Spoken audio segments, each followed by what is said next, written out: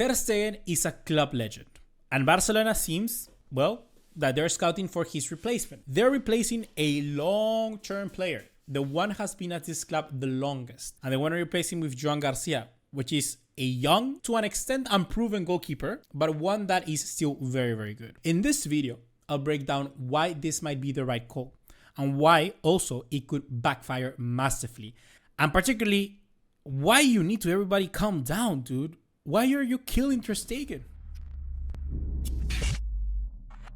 What's going on, guys? ¿Cómo están? BugaLuis here, and welcome back to another video here on the channel. And yes, indeed, today we're going to be talking about the Ter Stegen out campaign. Ter Stegen, or Ter Stegen, I don't know what you say with that.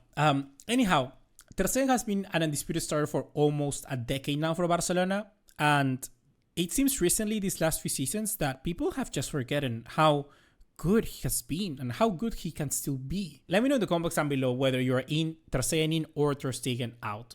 I already made a video going over every single player and saying who we should keep and who we should sell. And I think what I say on Ter Stegen might surprise you. So go check it out. I have a playlist also with all of the videos preparing you for next season, transfer news, list, reactions, and much more. So go check it out. I think you will really enjoy it. And plus, guys, one more thing before we start the video. YouTube told me personally that we suck at turning on the bell notification icon. We suck as a community because of that, and we need to change that. We need to prove YouTube wrong. So turn on the bell notification icon so it can really help the channel grow. That's the most important thing they've told me. And also, it will let you know when my videos are uploaded. And I have a lot of video plans right now, so you might want to turn that bell on. What you might want to turn off is your hate for Ter Stegen. I do not understand this recently. Back from injury, and of course, he has been inconsistent as a result, but he's played in games that are largely, like they don't matter. Games that don't really matter, and have raised so many doubts about Ter Stegen's long-term reliability. And I just do not really understand that. So today we're going to be making the case against and for. And first of all, let's start off with why everybody hates Ter Stegen at the moment. So of course there's chronic issues with Ter Stegen because he's missed key matches this match. The back issues that he had, the injury he had at Villarreal this season. And I think that the doubt in his ability to just simply be a consistent, reliable goalkeeper for whenever we need him is something that many people have really started to jump on, and that is something understandable. I think what people don't like about Ter Stegen is that he won't even make the save if he doesn't think he's gonna get there. The age of Ter Stegen, 33, 34, with the high wages that he has, I think is also a very good reason why people are starting to be looking to the rebuild, trying to favor the youth, sustainability, get somebody else who's gonna be peak, who's gonna be very better. And it might be the perfect moment to transition. You know why? Because it's still, for me, Ter Stegen, very similar to what I mentioned in a previous video, or maybe, I don't know if I uploaded the video yet, but what I said about Hansi Flick, that I said that Hansi Flick sort of links us to the era of Messi. And I really do think Ter Stegen as well.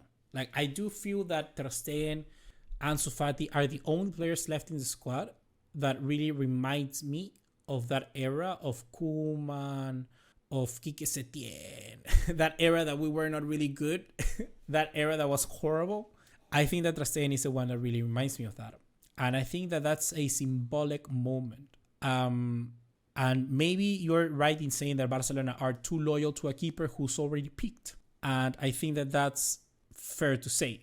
What's just very unfortunate is that the peak of Ter Stegen could have been higher or could have been much better recognized, but unfortunately it just didn't happen because Barcelona didn't win the Champions League that they needed to win, Barcelona didn't win La Ligas that they needed to win, and Ter Stegen didn't play the World Cups that he needed to play. I think that Joan García is very, very promising, but we really haven't seen him being tested at another level. And I'm not sure whether I really want to see the jump from Ter Stegen to Joan García like that fast, Ter Stegen's floor is higher than most goalkeepers' ceiling, and it's the risk still to move for someone like Joan García. I can see where we're going for him. I will want to see him a little bit more with my own eyes in our team. I want to see him like maybe play some Copa del Rey games, stuff like that. But changing the goalkeeper position so fast, like out of nowhere, radically, it's a big decision, guys. It's a big decision, and I think we are taking it very, very we're taking it very, very lightly.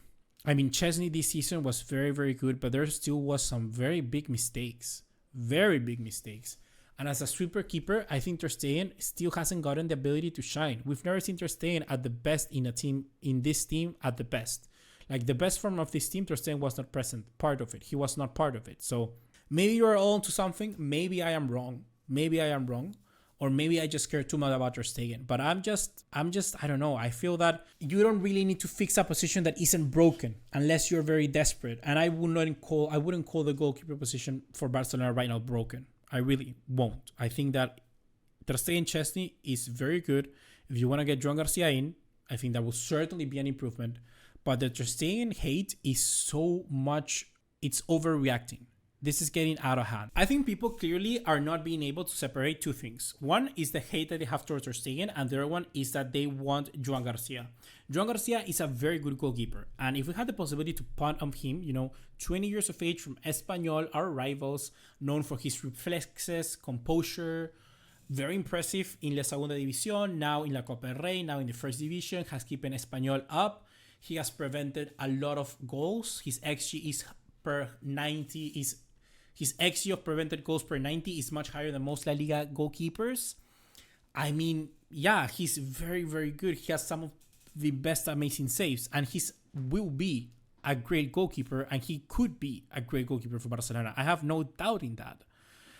But you're mixing that, your desire to sign a goalkeeper in Joan Garcia, with the hate that is overreacting to Ter Stegen. Like, I mean, why are you hating him so much? This season, I think, has been the turning point, but because of a lot of people have just been seeing what he had to play, and particularly this season where he has played in matches that were meaningless and it really didn't matter much. Like, that's the reality of it all. I really do think that. I think that Barcelona needs to be, and Barcelona fans need to be a little more calm. Need to be a little bit more calm. So what are we going to be talking about next? What should Barcelona do? I think that Barcelona plan to the future, not just replacing a goalkeeper, but I think they need to shift the leadership. I think that's more important. I think this is smart planning and also emotional detachment. I think we need to get rid of Ter Stegen in one way or another. I don't know if selling him right now would be the idea, but the leadership need to move. The leadership needs to move to somebody else that can lead the dressing room, that can be that sort of father figure. Lewandowski can be that player, but he has not been that long as Ter Stegen is in the club, and that is important. Having someone that knows the club in and out is very, very important. People are really, really taking that lightly, are overseeing that part. This isn't really about Ter Stegen declining. This isn't just about Joan Garcia becoming too good to ignore.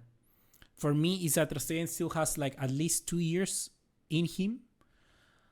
But the question is going to be now for Deco, Laporta. I guess we'll see what's going to happen in the transfer window. Do we rebuild about in the past or we protect the future? I think that Hansi Flick has to be the one to take the decision. I think he has taken decisions, very, very strong decisions, with Chesney, Iñaki Peña. He has taken harsh decisions before.